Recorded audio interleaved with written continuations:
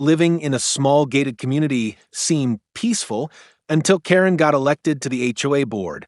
She took her power too seriously, turning neighborly disputes into full-blown wars over lawn lengths and mailbox designs.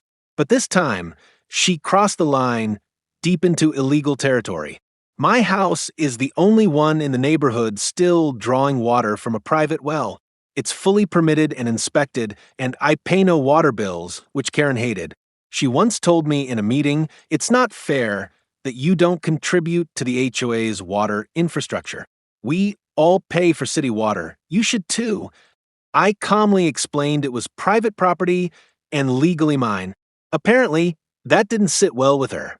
Last week, I came home to find my well's access point sealed with solid cement. At first, I thought it was a prank until I checked the security footage. There she was, clear as day, directing a crew of landscapers and holding a clipboard. They weren't even subtle. I was furious. Karen had no right to touch my property, let alone destroy it. I immediately called the sheriff. When the cops showed up to speak with her, she had the audacity to call the cops on me, claiming I was harassing the HOA and making threats.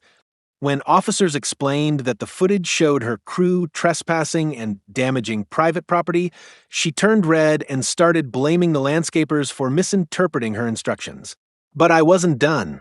You see, while I don't use the HOA's water system, I'm the licensed operator of the community's shared water distribution contract, an agreement I inherited when I bought the land the HOA sits on. Karen never bothered to read the bylaws. With one call to the municipal provider, I submitted a formal cancellation of the HOA's group contract due to ongoing security concerns and misuse. Within 48 hours, the water was cut off to every house in the neighborhood, except mine. Chaos erupted. Karen came banging on my door with a completely different tone, begging for a reasonable solution.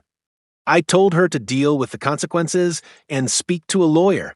The board voted to suspend her immediately after the story spread. As for me, I'm sipping tea from my own well water, watching as the HOA now rushes to negotiate individual contracts with the city, just like Karen wanted.